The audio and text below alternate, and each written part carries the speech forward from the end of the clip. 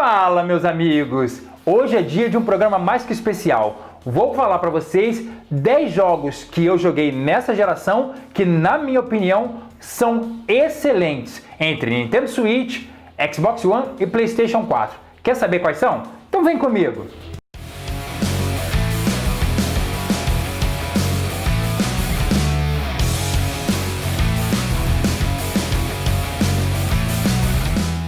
Eu não sei se vocês sabem, mas eu gosto mais de jogos focados na história. Daqueles que tem personagem, que você segue aquele roteiro, que tem chefão de fase. Eu adoro esse tipo de jogo. Não sou muito chegado em jogo multiplayer mata-mata que você só fica matando. Não tenho nada contra quem gosta. Mas eu, André, não perco muito meu tempo jogando isso. Mas, dependendo do jogo, até dá pra jogar um multiplayerzinho com alguém. Mas o meu foco é jogo com história. Então aqui eu vou separar 10 jogos que eu joguei nessa geração, dos consoles que eu tenho, que na minha opinião você não pode deixar de jogar. Então antes de seguir eu vou te pedir para você já deixar o seu like, isso ajuda muito, se inscreve no canal, ativa as notificações e compartilha esse vídeo para ajudar o canal a crescer. Vamos embora para minha lista? A ordem da minha lista não quer dizer que um é melhor ou pior, tá? Mas o meu número 10 é Batman Arkham Knight. Bem, o grande desfecho da saga Batman Arkham, né, criada ali na geração passada no 360, Play 3 e também saiu para PC, né? E teve o seu grande desfecho aqui, ó, no Xbox One e no PlayStation 4 e no PC, claro, de agora, né? Bem, esse jogo para mim é um grande destaque. Há rumores aí que a Rocksteady pode fazer uma continuação ou um reboot da saga, com totalmente novo, né? Mas até lá, se você ainda não jogou, até vou deixar uma dica para vocês. Já tem versão remaster do primeiro Batman Arkham Asilo e Batman Arkham City, tanto no Xbox One como no PC. Mas o Xbox One via retro, você também tem o Batman Arkham Origin, que seria a história antes de todos esses. Então, via retro, você consegue jogar o jogo de 360 lá no seu Xbox One. Mas, tá aqui, ó, Batman Arkham Knight. Cara, que história fascinante. Aqui a gente vê o grande desfecho da vida do Homem-Morcego com um vilão grandioso que é o Espantalho, né? E uma treta muito grande que ele cria. Eu não vou dar spoiler da história, mas é um jogo muito dinâmico. Quem gostou daquele gameplay muito rápido, de porradaria... Bom, desde o primeiro jogo, Batman Arkham Asilo, ele me cativou pela jogabilidade, né? Ele tem aquele estilinho beat'em up, né? Que são jogos de pancadaria de rua, né? Mas somente single player com o Batman, mas com uma dinâmica de jogabilidade, de gameplay, de sequência de golpes, e você vai combando, você vai ganhando pontos por combar. Então aquilo faz você continuar a querer bater, não errar as sequências, né? O triângulo ali, ou o Y no Xbox, no caso, você também tem um contragolpe que você realmente dá uma virada e você continua batendo, ou seja, fascinante esse jogo. Então, assim, a história é muito perfeita. Nesse aqui, como já era nova geração, né? Então o gráfico foi muito mais aprimorado. Vocês estão vendo a cena dele aí, né?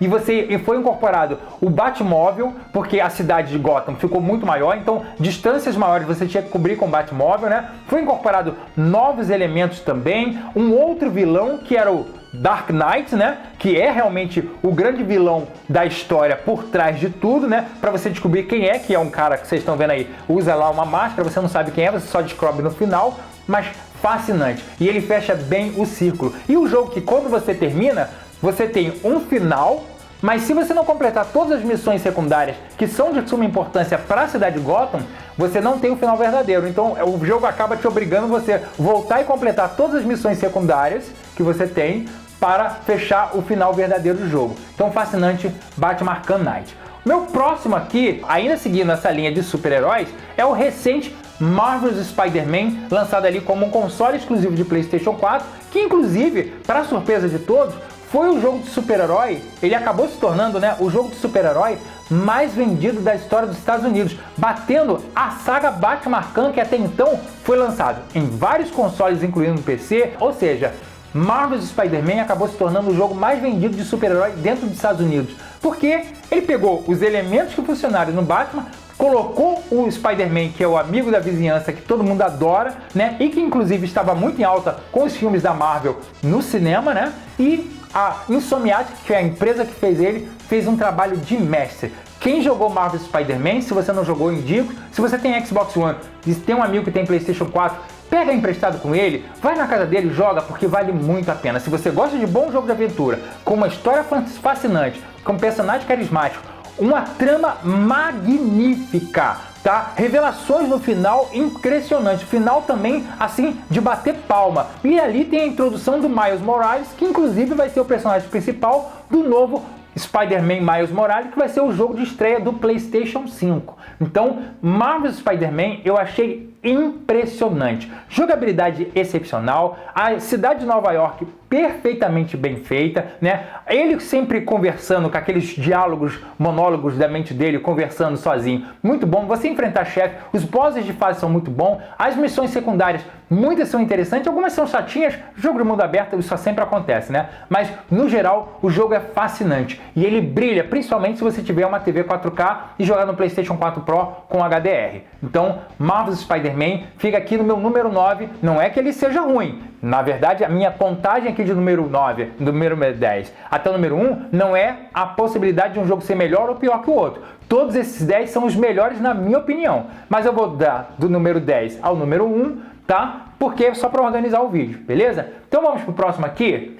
Bem, ainda na casa da Sony, o meu número 8 é God of War. God of War, esse novo remake que eles fizeram, né? Eu estou chamando de remake porque eles fizeram praticamente um reboot na série, né? Foram uma coisa muito arriscada, criou muitas polêmicas na época que tava os anúncios de como seria, né? Mas leva Kratos para terras nórdicas, né? E coloca ele agora com um filho, porque todo mundo sabe a história do God of War. Kratos, ele teve uma esposa e um filho, mas por uma trapaça dos deuses, né? Principalmente Hades ali, que era o deus que ele servia, que ele pediu ajuda, né? Para derrotar o exército lá que ele queria ser vitorioso na história da trilogia clássica original, né? Hades enganou ele, né? E ele acabou entrando numa cidade matando mulher e filha sem saber. E é por isso que ele se tornou o deus da guerra, né? Ele foi contra todos os deuses por causa de, entre aspas, a sacanagem que eles fizeram com ele, né? Enfim, e esse novo God of War, a gente conhece um Kratos totalmente diferente, um Kratos mais sereno, agora com a responsabilidade de um filho, que ele tem que ensinar, mostrar o caminho correto para o filho dele e tentar evitar que o filho dele se torne o que ele foi no passado. Uma coisa muito difícil, né? E ao mesmo tempo, ele não quer confusão com ninguém. E a história do novo God of War, na verdade, seria uma coisa muito simples, uma tarefa simples. Só levar as cinzas da mãe do Atreus, né, esposa do Kratos, né, que acabara de morrer, levando até a montanha mais alta para soltar lá. Só que nessa trajetória acontece tudo que o Kratos não queria e ele até acaba se debatendo com deuses nórdicos no meio do caminho. Ou seja, a gente acaba o Kratos tentando ser diferente do que ele foi na Era da Grécia, mas ele acaba se metendo em confusão para se tornar um God of War. E é maravilhoso. Quem jogou sabe, esse jogo merecidamente foi o jogo do ano de 2018. Inclusive, pessoal, aqui ó, God of War tá aqui, já virei várias vezes, não me desfaço. Mídia física, ó, amo muito e não me desfaço. Jogaço. Né? E estamos esperando aí o anúncio da continuação, que certamente vai ficar para o PlayStation 5. Se você jogou um desses jogos que eu já comentei agora, deixa no comentário o que você achou deles. E se você não jogou, você só tem Xbox e não jogou, vai na casa de um amigo, pede emprestado para ele o PlayStation ou joga com ele. Vale muito a pena. Meu número 7 vai ficar então para The Witcher 3. Rapaziada, CD Projekt Red. Se você pegar o The Witcher 1, que ele estreou no PC exclusivo como um jogo indie, né? Tô mostrando os gráficos dele aí, muito simplório aquilo, muito simplório mesmo, mas era o que a CD Projekt Red tinha para trabalhar. Depois, The Witcher 2, Assassins of Kings, foi um console exclusivo de Xbox 360 e só saiu para PC, nunca chegou para Play 3, tá? E ele inclusive hoje está na Retro. Mas chegamos então na nova geração e a CD Projekt Red decidiu dar um fim em The Witcher, na saga de Geralt de Rivia, né? E, gente, terminou muito bem. Quem jogou The Witcher sabe do que eu tô falando. Que jogo fascinante. Ele foi lançado em 2015 e até hoje ele tem um dos gráficos mais belos dessa geração, né? A imersão no mundo que você tem, né? Todo o contexto da história, as decisões que você tem que tomar, o jogo tem uma trama muito bem contada, né? E tem certas decisões que você toma no jogo em que você não morre, na verdade você cria um outro caminho. E esse jogo ele tem vários finais. Ou seja, você tem várias possibilidades para fazer o final do The Witcher, né? Inclusive ganhou até uma série que foi muito sucesso no Netflix e a gente está aguardando aí a segunda parte dele, né? Vamos ver. Mas The Witcher 3 é algo fascinante e a CD Projekt Red promete de novo revolucionar com Cyberpunk 2077, que já sai agora em novembro de 2020, né? Então, o que vocês esperam de Cyberpunk 2077? Já jogou The Witcher 3? Deixa aí nos comentários. Bem, vamos lá para o meu número 6. O meu número 6, vamos voltar aqui para casa, Xbox One, é um console exclusivo que eu tenho desde o lançamento. O meu é o Day One Edition, vocês estão vendo aí, tá? É Rise Son of Rome. Criado pela Crytek, né? Que hoje até já foi, infelizmente, fechada, né? Feita na CryEngine. Esse jogo foi o início, a estreia do Xbox One. E se você olhar ele até hoje, na minha opinião, ele é um dos gráficos mais bonitos dessa geração. Mesmo ele sendo lançado lá em 2013, até hoje, quando eu pego ele para jogar, que dá saudade, né? Ele, na minha opinião, é um dos gráficos mais bonitos da geração. Ele estreou bem a geração com o Xbox One. A Microsoft, na minha opinião, ela entrou muito bem com os jogos que ela tinha de introdução da próxima geração. Quem comprou um Xbox One na época não ficou decepcionado com Killer Instinct, Dead Rising 3, Forza Motorsport 5 e Rise Son of Rome. Esse aqui, que história fascinante. Uma IP totalmente nova, pena que não teve continuação, né? Que conta a história de Marcus Tidus, que é um centurião romano que entra numa tramóia dos deuses também envolvendo ali, eu não vou dar conta, né? Mas que você faz viagens fantásticas que os bárbaros da ilha de Bretanha invadem Roma, né? E o atual governador de lá pede ajuda dos centuriões. E você tem toda uma trama para desenvolver a história de Marcus Tidus, que é esse centurião romano. E o jogo foi fascinante. Além de um gameplay também parecido ali, um hack slash e ao mesmo tempo um beaten up, né? Você tinha finalizações. Então, na hora que você chegasse no momento certo, aparecia uma caveirinha na cabeça do cara, você apertava o botão certinho e ele ia fazendo as finalizações. E isso era muito prazeroso. Você cortar braço, você cortar perna, você meter a sua espada na barriga do cara e o cara fazia aquelas caretas. Gente, excelente. Apesar do jogo ser curto, realmente é muito curto, e de uma certa forma até um pouco repetitivo, eu acho que ele me marcou nessa geração, então por isso que ele está na minha lista dos melhores jogos que eu joguei na geração do Xbox One, do PlayStation 4 e do Nintendo Switch, beleza? Vamos pro meu número 5. E meu número 5, qual que é? Tá aqui, ó.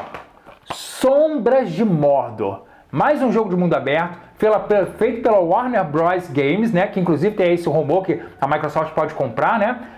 Baseado ali dentro do universo de Senhor dos Anéis, tem uma experiência excepcional, pegou elementos ali de parkour, de Assassin's Creed, ele tem bastante elementos de gameplay de Assassin's Creed e também ao mesmo tempo de Devil May Cry, que ele tem um pouquinho de hack and slash no envolvido, né? Mas é uma história fascinante, tem personagens inclusive da trama do Senhor dos Anéis, como o Gollum, como o Sauron, né? A história do Anel está totalmente envolvida, né? E é fascinante. Se você não jogou, merece muito você jogar Sombras de Mordor ainda hoje no seu PlayStation 4, no seu PC ou no seu Xbox One. Indico muito, pessoal. Jogo fascinante, maravilhoso, jogabilidade incrível, uma história que segura você do começo ao fim. Muito bom. E o meu próximo jogo, André, qual que é? Pois é, vou voltar para casa da Sony, pessoal. Bem, a Sony, essa geração, desculpa, pessoal do Xbox, mas ele entregou, na minha opinião, os melhores exclusivos focados na história. Então, tá aqui, ó. Meu próximo jogo da lista é Horizon Zero Dawn. Inclusive, já ganhamos até o anúncio de Horizon Forbidden West, que é a continuação exata que chega em 2021, já pro PlayStation 5, né? E Horizon Zero Dawn foi uma das coisas mais fascinantes que a Guerrilla Games, na minha opinião, fez nessa geração. A história da Aloy é algo impressionante. Você pega uma garotinha perdida, né, com um mentor ali tentando ajudar ela, com uma história que se passa 1000 anos depois, a civilização humana, nós, evoluímos de tal ponto que acabamos nos autodestruindo, entre aspas, né, consumimos todos os recursos da Terra e os humanos que sobraram, vamos dizer assim, que eu não quero dar spoiler na história, né, eles vivem, então, como se fosse naquela época das antigas, de tribo, né? E as máquinas que estão na Terra, na verdade, são os grandes inimigos. Então tem toda uma trama ali para desvendar. E a Aloy é uma exilada, ela não tem direito de entrar na tribo, nem falar com ninguém, né? Junto com o seu mentor, Ross, entendeu? junto com seu mentor, mas ela vai se tornar uma grande guerreira e mostrar para essa tribo que ela é capacitada assim para se tornar uma pessoa respeitada e ao mesmo tempo desvendar todo o mistério que se passa por trás de Horizon Zero Dawn, que inclusive o nome Horizon é um nome que você descobre perto do final, porque o nome é Horizon, tá? Então, se você não jogou, vale muito a pena você jogar. Mundo aberto, tem uma DLC chamada Frozen Wild, que leva você a terras além do que você já anda, que é grande o jogo, hein? Muito fascinante, vale muito a pena. E de novo, se você tem só Xbox, mas tem um amigo que tem PlayStation e tem esse jogo, vai lá e joga. Não perde não, beleza? E qual é o meu próximo, gente? Meu próximo então vai ser Gears 5, lançado ali em 2019, é um console exclusivo da marca Xbox e Gears vem ao longo dos anos, né? Tivemos a primeira trilogia com Marcus Phoenix lá na época do 360 e na era do Xbox One eles decidiram mudar um pouco a trama, né? Na primeira parte, Gears of War 4, né? Foi estreado por J.D. Phoenix, que é o filho do Marcus Phoenix, né? E criou uma controvérsia um pouquinho porque o jogo, a mecânica ali era boa, mas a história foi muito rasa e os personagens não foram carismáticos, não cativaram. E eu joguei Gears 4, eu gostei pra caramba, mas realmente a primeira metade do jogo pra mim é muito maçante. Pra mim só pega bem da metade pra lá quando entra o Marcus Phoenix. Mas Gears 5, de novo, tiraram o Marcus Phoenix da linha de frente do jogo, né? Mas colocaram a Kate Diaz, que foi apresentado no Gears 4, era uma amiguinha do J.D. Phoenix, né? Mas que foi fascinante essa nova pegada da história. Tá todo mundo lá, o J.D. Phoenix, o Marcus Phoenix, a família da Kate, que é a trama principal, descobrir qual a sua origem, o que está acontecendo, o que ela tem de ligação com os Locus, e você descobre que o que aconteceu na verdade para a criação dos Locus naquele planeta Serra, tá? Então é fascinante. Pena que o jogo foi de uma certa forma meio que esquecido pelo pessoal do Xbox e até o multiplayer dele eu não vejo mais ninguém falar nem jogar na internet. Ou seja, um jogo que na minha opinião tinha tudo para ser jogo do ano, né? E isso nem infelizmente concorreu. Não sei o que aconteceu com essa trama do Gears 5, que na minha opinião foi um dos melhores jogos lançados do Xbox One nessa geração, principalmente depois da pegada ali do Phil Spencer e toda essa mudança que a Microsoft fez, tá?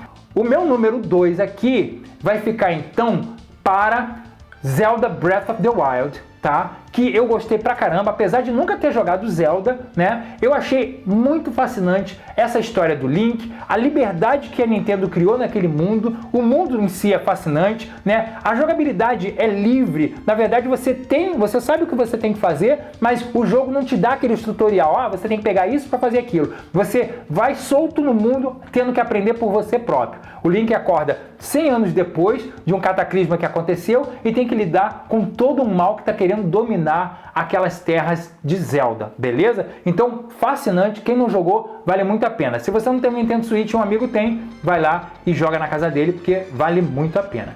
E o meu número 1, eu vou deixar para Days Gone. Não é que Days Gone é o meu número 1 porque ele é o melhor jogo da minha vida que eu já joguei. Como eu falei no começo, pessoal, esse aqui eu só estou colocando uma cronologia de número para organizar, mas todos os jogos são os meus melhores jogos, eu não tenho o número 1 aqui, beleza? Mas eu vou dar número 1 para Days Gone, tá? Não é porque ele é o melhor jogo de todos o que eu botei na lista, mas porque ele é recente e ele está mais fresco na minha mente e ele me cativou muito. Essa história do Deacon St. John's, eu tenho moto, eu sou motociclista, entendeu? Então eu ando de moto, eu sei a liberdade que é. Quem anda de moto sabe do que eu estou falando, né? De você andar de moto. E essa história foi muito bem montada pelo pessoal da Band Studio, que era a produtora de Sinful Filter, um jogo lá de PlayStation 1, né? Que de certa forma acabou morrendo, mas ela teve a ideia e a Sony bancou e teve a criatividade de criar uma nova IP, uma IP totalmente diferente. E Days Gone, mesmo ele tendo saído ali com um monte de problemas, bugs e alguma coisa desse tipo, mas o jogo é muito bom. É um jogo de mundo aberto, não achei ele cansativo, tem as hordas, inclusive, de Freakers, que são as criaturas do jogo, né? Que você tem horas que você tem que enfrentar 500 Freakers. Imagina, é uma coisa de louco, pessoal. É algo fascinante. A história desenrolar é muito boa. Eu achei que é um jogo que todas as missões secundárias, geralmente o jogo de mundo aberto ele tem umas missões secundárias que algumas não tem nada a ver com nada, é só para encher linguiça. Mas Days Gone, na minha opinião, foi muito bem trabalhado, inclusive essa ideia de você fazer missões de mundo aberto, porque todas todas as missões ela tem contexto pro que está acontecendo no seu desenvolvimento dentro do jogo, né? A moto também é um grande destaque do jogo, é sua companheira definitivamente, acaba a gasolina, então você precisa ter um cuidado especial. Então eu achei que Days Gone foi fascinante. Parabéns à Sony, parabéns à Band Studio por entregar grandes jogos nessa geração e que venha o PlayStation 5 mantendo essa tradição. E a Microsoft que corra atrás para trazer também isso, para que, quem sabe, daqui a alguns anos, quando eu fizer um top 10 de novo, tenha bastante jogo first party e exclusivo de Xbox com história e com personagens carismáticos, beleza? Então, deixe aí nos comentários o que você achou da minha lista. Teve algum que você jogou que é um dos melhores jogos da sua vida nessa geração? Então deixa um comentário, eu vou gostar de saber, tá? Eu vou ficando por aqui, não se esqueça de curtir esse vídeo, se inscreve no canal, é bem rapidinho. Vou deixar mais vídeos passando e até o próximo, pessoal!